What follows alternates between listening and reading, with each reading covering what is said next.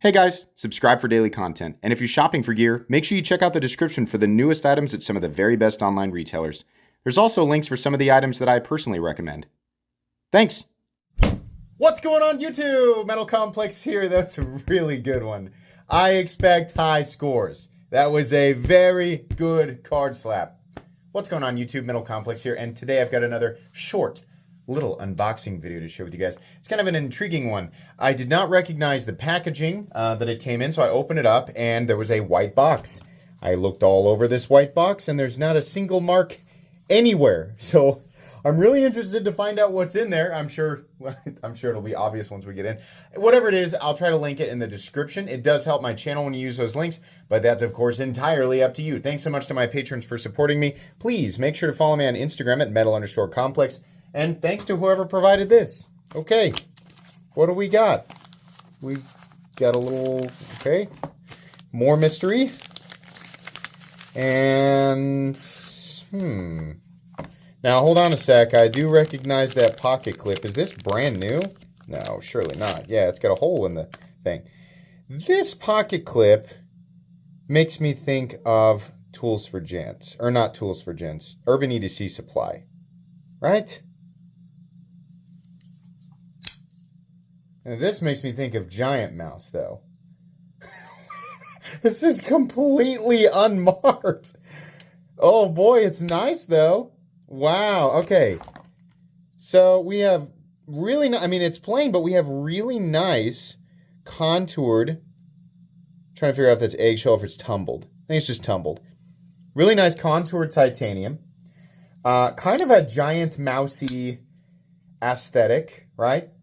And again, I mean, like, made even more so by the opening hole, the jimping here, the crown spine, and the general blade shape.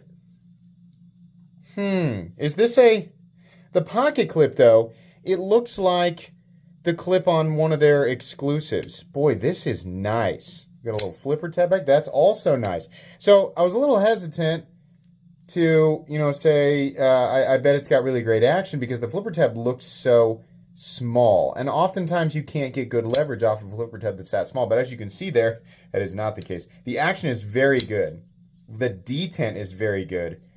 Yeah, that's nice. I also love the fact that we have a nested liner. That is awesome. Why?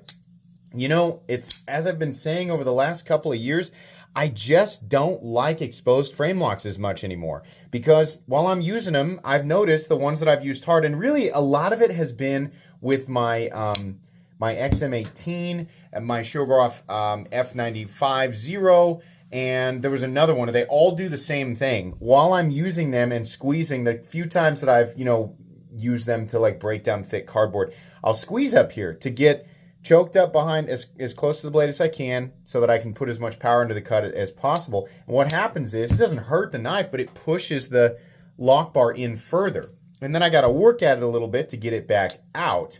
I don't like the idea of prematurely wearing the lock bar, right? Now, the knives have been fine. They haven't, there's no, lock rock or anything like that. And both of them have steel lock bar inserts. So even if there was a problem, the companies who make them could pop the chips out, put new ones in, and then, bingo, bango, bongo.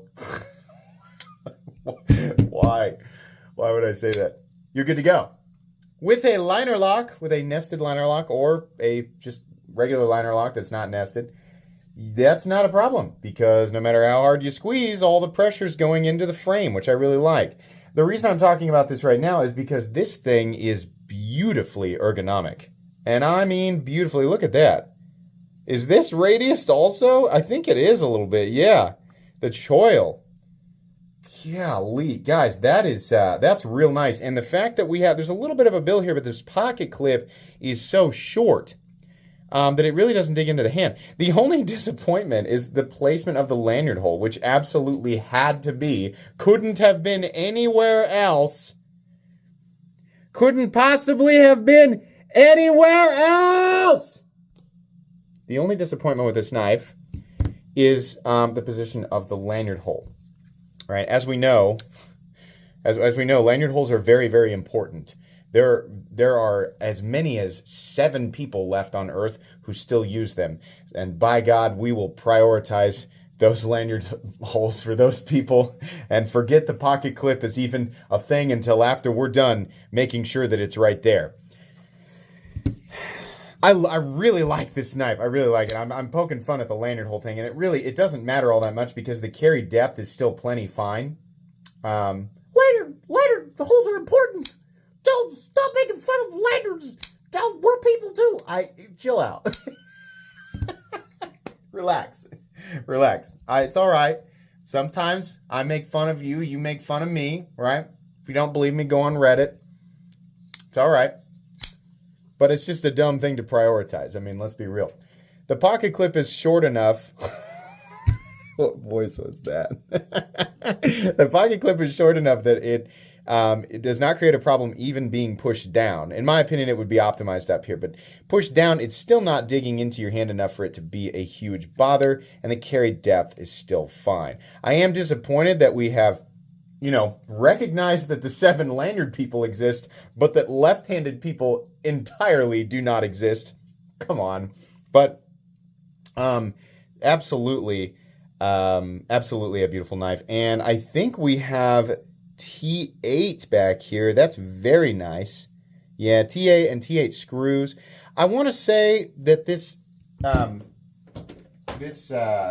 liner is steel and not titanium, and I am correct. Yeah, has to be. I'm guessing because there's no lock bar insert, but we'll go ahead and put a magnet up to it. No, it is titanium. Wow. Yeah, it wants the blade, but not the liner. Wow, titanium. Okay, that's really cool. I am really almost certain I know where this is coming from. But either way, I will have linked once I am finished. Because if you're watching this the moment it uploads, people are always confused. How does your pinned comment go back in time? You just upload. Because I actually uploaded this weeks ago, and it's been sitting in unlisted, meaning nobody can see it until it is made public. So by the time you guys are watching this, even if you're watching it 1 second after it uploaded, I have 2 weeks prior figured out what this is, where it comes from, and linked it in the description for your convenience. So you can check that out there. Let's measure it real quick and then weigh it, because I've been rambling on for a bit now. Overall length is 7 1/4. Blade length 3. Cutting edge is about 2 1/8. Honestly, a really nice size. Weight. It's a really nice size knife. 5.5 ounces. About what I expected. Not bad. Some people are going to think that's a bit too heavy, but it's honestly not bad. Okay, pretty cool. This is not a review. This is just an unboxing and first impressions. I'll carry this around, use it for a bit. Honestly, I'm going to put it in my pocket immediately after the video. This just looks really nice. And then I'll give you guys my full thoughts here in a few weeks. Or you can check it out right now. It's entirely up to you. Please make sure to follow me on Instagram at metal_complex if you enjoyed this video. Leave a like. If you'd like to check out my other content, I do, of course, have lots of videos of knives that are either expensive or inexpensive that I do or don't like, so check those out. And if you enjoy all my content, go ahead and click on that Metal Complex logo right there and subscribe, because there's definitely more coming. Thanks again for watching, everybody, and have a great day.